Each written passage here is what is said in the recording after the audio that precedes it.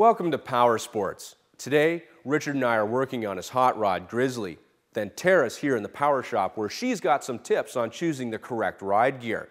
I'm also going to be installing a high-performance intake kit on this Razor behind me, but first, we're off to CFB Borden, where we've hammered together a story with Mike Holmes.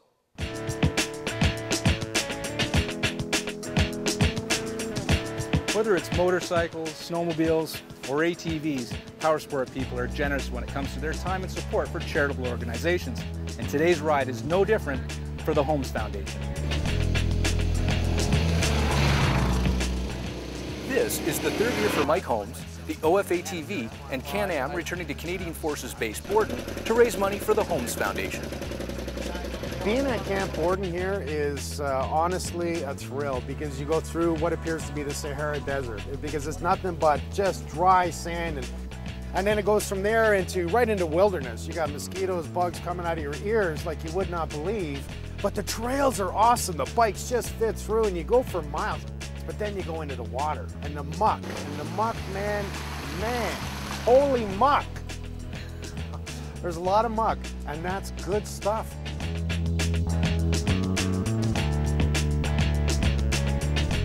Camp Borden has been an active military base for almost 100 years, with activity really picking up just before WW2. So there's a lot of cool things to see and experience when here. And because it's a military base, riding in the mud is no problem. The muck holes are meant to be there for training purposes.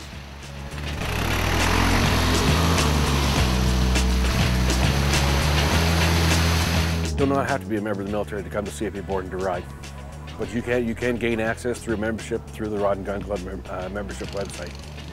The terrain that you can experience here, you can experience anything from river crossings to sand dunes to wooded traily areas to open grounds to gravel roads, virtually almost everything you can find. Well, some of the things you might encounter as you're driving through the trails, of course you'll see a lot of the live fire ranges. You come across some old equipment that they use for training, old armored personnel carriers, trucks, virtually anything that the military's been using over the last number of years. Security here on the base is paramount actually because we can't access everybody who can come here. While out in the training areas, especially while you're riding, it's very prudent to stay within the trail sites because since this has been used as a military training facility for so long, that you might come into a certain surprise area where something may has not blown up yet, shall we say. Then those areas are well marked. We're not allowed to dig there. You shouldn't be traveling through there. They have to be danger areas. Do not go there for obvious reasons. Well, who would have thought from a contractor to television that I would be sort of a spokesperson for charities? It doesn't matter what you do. If you give something back, I think it's the right thing to do. You know, going to golf tournaments, and I don't care what it is. I've done a lot for breast cancer. I've done a lot for SOS Children, and now the Holmes Foundation. You got to take advantage of that. And the good things about it is that you're helping people, no matter how you look at it, and then you're having fun. So to have all that together, no matter what you do, it's nothing but good. I mean, look at the socks. My bike's a little dirty. I think I gotta change. The Holmes Foundation really was something I knew that was needed because, one, I'm not gonna change minimum code. Now, you know, that's not my object. My object is to educate people as minimum code sucks. It's the bare minimum. So how do I help the next generation? One, how do I interest them to get into trades and show them that it's lucrative and an opportunity of a lifetime? Two, how do I make it easier to get into the trades? Because right now it's not easy to get into the trades. And how do I change the education? Well, that's the Holmes Foundation. How was it? You know what? 10 out of 10. Definitely a 10 out of 10. First time I've done it, unbelievable experience. Mike was had a sport vehicle and he went through everything. Every mud pit, every berm. He was crazy out there. Yeah, it was pretty cool. Yeah, you know what? I drive two-wheeler, I'm going 4. Yeah, definitely. I think this is a great fit to do the quad run, the Holmes Foundation quad run. You call it what you want. I think it's a great fit because, once again, everyone gets together. It's nice to get together instead of staying home on a weekend. Have some fun, ride the bike, get dirty, get wet, give high fives, eat burgers, and you're still helping a foundation, you're helping a charity. Can't do better than that. Go natural, make your girl. Excellent time. Go back out again. Refuel and re-go. Applause. That is the best. There's a real biker. Thank you very much. My pleasure.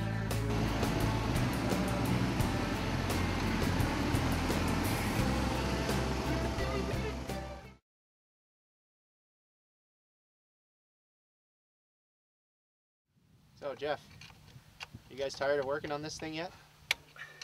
Custom ATV, you get custom problems. Axle. The project that you're looking at behind me here is something that Richard and I started a couple of years ago. And basically what we did is turn his 2003 Grizzly into that. Well, I wanted to build a custom ATV because I'm like any other guy with an ATV. I thought bigger's better, more must be better. I'm not saying that's not true, it's just a lot of work. Over the last couple of weeks, I've been hard at work on this project, rebuilding A-arms. I've got 2 new A-arms on the front end. I've got 2 new A-arms on the back end. We also changed the shock package on this and went to an air shock off a snowmobile.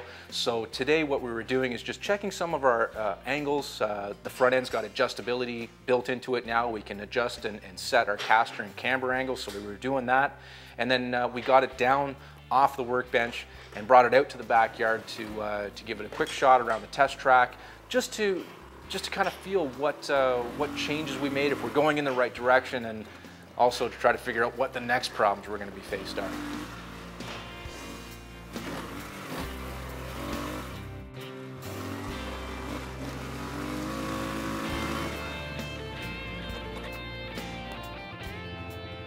All right, what do you think? Was it worth all the extra work? Yeah, it was definitely worth the extra work. I mean, it does work better, but we got to cut that front bumper shorter because the front wheels are just hammering into it all the time. I could see you could hear them grinding coming around the corner. So. Yeah, you can make it touch. Yeah. We need to cut about 3 to 4 inches out of the. I think so. Out of the front bumper. Well, my initial test ride today was 110% better than what I had before. The bike originally was set up before for the mud riding, lift kit, high clearance type setup. But with the new shocks and new A-arms that Jeff built, now we're into more of a Baja style suspension that will give better handling at higher speeds.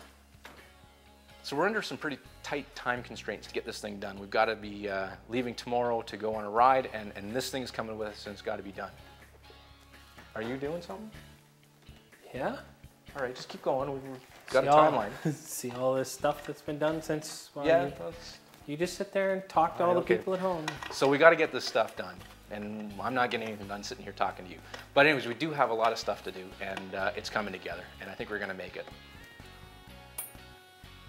What I would tell others who want to start their own version of a project like this one is, number one, you need a lot of patience. And number two, unless you plan on paying somebody to do everything for you, you really need a facility, a shop like this one with the welders and machining equipment and all the other tools that you need to complete this type of project. But basically, you have to realize that it's a huge commitment, and it takes a lot of work and perseverance to see it through to the end, which in some case like this one, you really don't even get to the end of it. But at the end of the day, it's very satisfying to complete it, but you have to realize what you're getting into. Wow, is it noisy in here? Well, what I would say to somebody who wants to start a project like this, think about it long and hard. I've had a great time with it and stuff, and it's been a lot of fun. But if you use your ATV a lot and you enjoy riding it a lot, maybe you don't want to tear it all apart and re-customize everything on it. Unless you like spending time in the shop a lot, it may not be for you. But if this is something that really, kind of turns your crank, I'd go for it. It is a blast. Just don't be afraid to just try it. Hammer out some metal and hope for the best.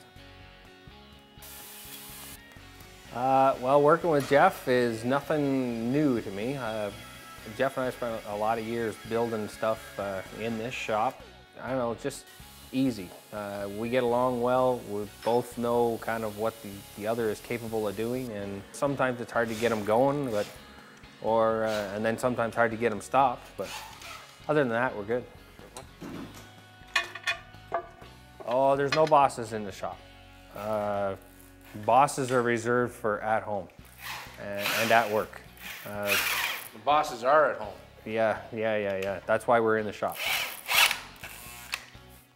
I like working with Richard. He's pretty good. He's been back there doing some different stuff. I mean, he's a little challenged right now because he can't make any noise because we're doing this interview and I'm talking to you. But it's pretty good. I mean, I appreciate Richard giving up his ATV, because really when we started this project, that thing was running. There was nothing really wrong with it. It was a little bit beat up, but there was nothing really wrong with it. And Richard, how many hours since, about 3 years we've been working on this thing, and we've got what, like 10 hours of running time on it in 3 years? So it's a lot of fun to work on, but you don't get to ride it much. Speaking of riding, we got to get this thing ready, and there's more parts hanging off it now than Less talky-talky. less talky-talky, more worky-worky. All right, I'm gonna get back to work. So you didn't need to take the shocks off, you know. It's easier. So do you think we'll be done by midnight? I think we could be done before sunup. I want to be done before sunup. On the table, there's little set screws for this front thing. So what's next after this on our list? The new bolts for the front end.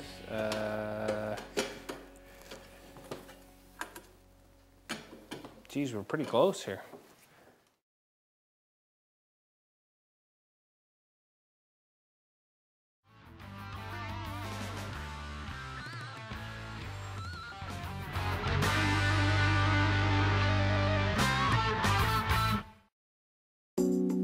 Hunting is a big reason for ATV ownership. An ATV can get you into the bush, it can carry your gear, and it can haul your harvest out. You might actually have a little bit of fun riding it in the process. Now, Polaris has recognized this fact and built their 2009 Sportsman XP Browning Edition. And besides the add-on of maybe 1 or 2 personal items, this machine is ready to be your hunting partner right out of the box. By ticking the Browning option on the XP list, you automatically get the mossy oak breakup camouflage pattern on the bodywork and wheels, along with an integrated Polaris winch, now located lower in the chassis thanks to the new XP layout. Plus, you get a rear cargo rack to help keep 240 pounds of your gear in place, and of course, the lock and ride gun scabbard, which attaches to the right-hand side of the machine. The Browning Edition also comes with heated handlebar and thumb throttle for those cool fall days on the hunt. The mossy oak breakup pattern is applied through a water dipping process and is extremely wear resistant. Stands up very good to brush scratches or regular abuse, but it's not impossible to mark up. The good thing about this stuff is, though, because of the low sheen and the pattern itself, if you do manage to put a mark in it, it's really hard to pick out. Looks pretty good too, if you're into camo. The other option you get with the Browning Edition is Polaris's electronic power steering, EPS. The difference between a machine equipped with EPS and without is dramatic. Check this out. On the concrete floor here in the power shop, I'm using a simple fish scale to show how much pull it takes to move the handlebars. It's actually right off the end of the scale at more than 25 pounds. But with EPS turned on, with that same fish scale, it's showing about 5, 6, 7 pounds of pull to turn the handlebars. That is a huge difference. On the trail, the system is seamless, yet doesn't have the feeling of being overpowered, isolating you from the feel of the terrain. It also offers excellent kickback protection. And just think about it, without having to battle your ATV's tough steering, developing arm pump and the shakes, your aim is going to be that much better. But it also means you won't be able to use your ATV's tough steering as an excuse for missing that 10-point buck. It's all going to come down to your marksmanship now.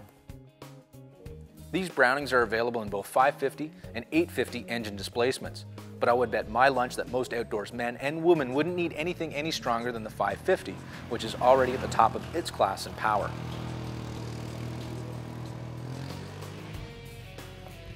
Of course, for those of us who just have to have the power, there's 70 ponies hiding inside the 850.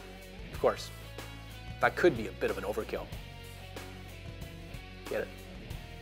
Overkill. Hunting. Regardless of the displacement of the XP, this new chassis puts the power to the ground flawlessly. I'd say even better than the old Sportsman's.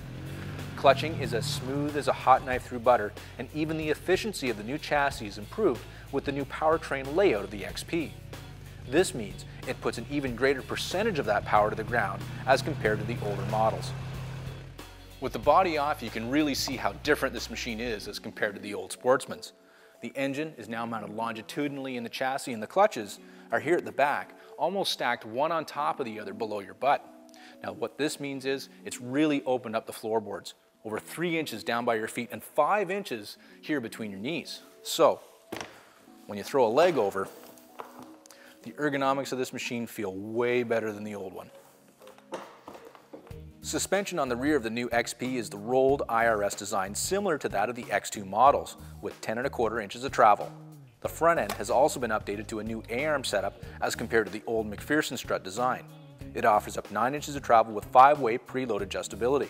It's also designed with geometry that helps prevent kickback. Good news for Polaris machines not equipped with EPS. Now the front strut on the old Sportsman was pretty darn good, probably one of the best front suspensions out there. So the question is this new A-arm setup any better? Well, it really is a toss-up, but I do think this is better, and I'm sure everybody out there will form their own opinions on that. On the trails or on the hunt, the 2009 Polaris Sportsman XP is a pleasure to ride. It has a solid, balanced feel with near endless power out of the 850 twin. The 4x4 system, with engine braking and active descent control, is as refined and works as good as we've come to expect from Polaris.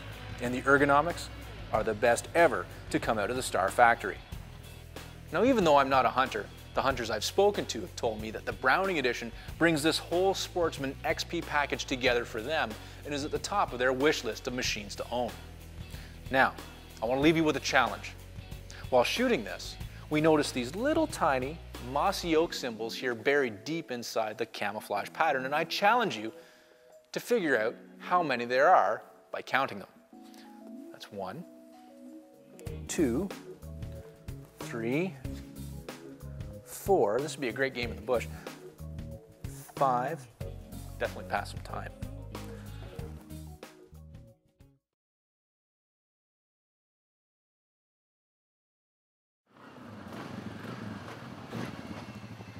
That may have been a little out of control.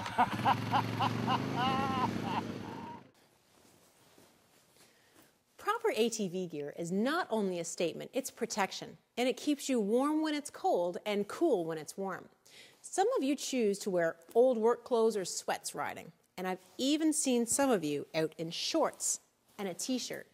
You're crazy. There's absolutely no protection from the heat of the engine, and if you were ever to have an off, the Road Rash Fairy is coming to pay you a visit. There is nothing wrong with workwear, but it can be pretty heavy, making it uncomfortable in the summer months and can actually be more expensive than proper ride gear.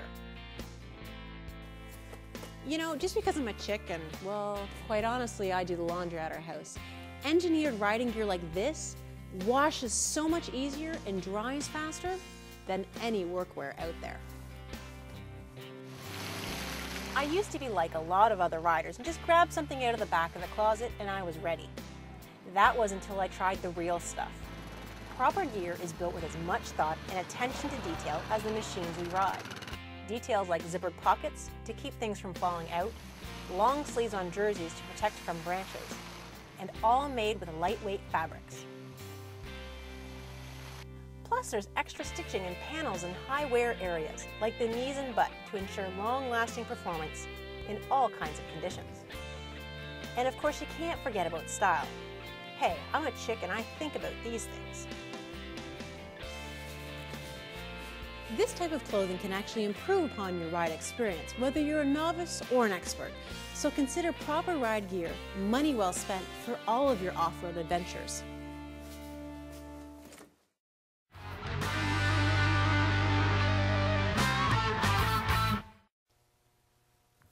If you think of an engine as a living, breathing thing, well, that means the more it can breathe, the more it can live and build horsepower. But of course, the limiting factor in this breathing ability usually comes down to the filter. Now, race applications use intake systems like this with no filters whatsoever. Great for flowing air and building horsepower, but really not practical in the real world. That's where companies like K&N have come in and built their reputation on improving the stock filtering systems in all kinds of vehicles, making more horsepower. So that's why today we're going to install this kit on our Razor S. Already a pretty spicy machine, but who's happy with stock horsepower? Not me. A few more ponies is always good. The K&N kit comes with everything you need to do the installation, including a detailed set of instructions to walk you through the process. On this Razor, a good chunk of the rear bodywork needs to be removed to get access to the stock filter box in its location. Now this job looks way more daunting than it really is. Just follow the steps and keep all the bits and pieces organized. Now once you get access to the stock filter canister, it'll need to be removed next. And with it out of the way, you'll turn the corner and start the reassembly.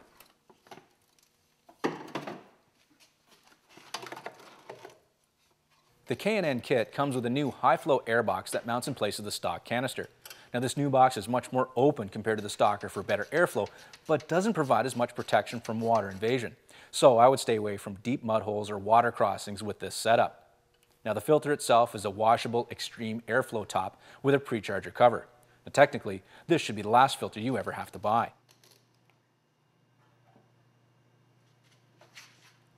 Now with the new box and filter in place, all the bodywork and bits can go back on. And it turns out simply digging through all the bodywork and bits was the biggest part of this installation. This install should take somebody about an hour and a half, assuming they're reasonably competent swinging a wrench. Now, we did waste a little bit of time trying to figure out the new fasteners in the kit, but basically the instructions do a very good job of explaining in detail the process of this installation and keeping you on track. But now comes the fun part, and that's taking this thing outside to see if we can feel a difference.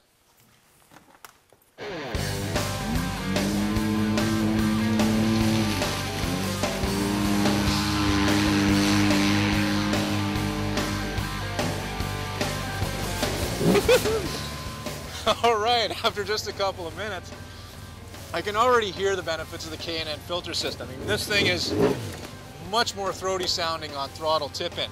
As far as performance goes, I mean, I think it might be better, but it's a little harder to tell in the old dyno butt so far.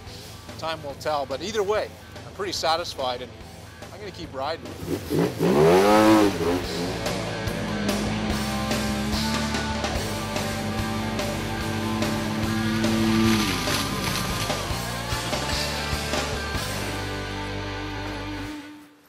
PowerSports and PowerSport people are driven by their passion, and it's this passion that drives us and this show.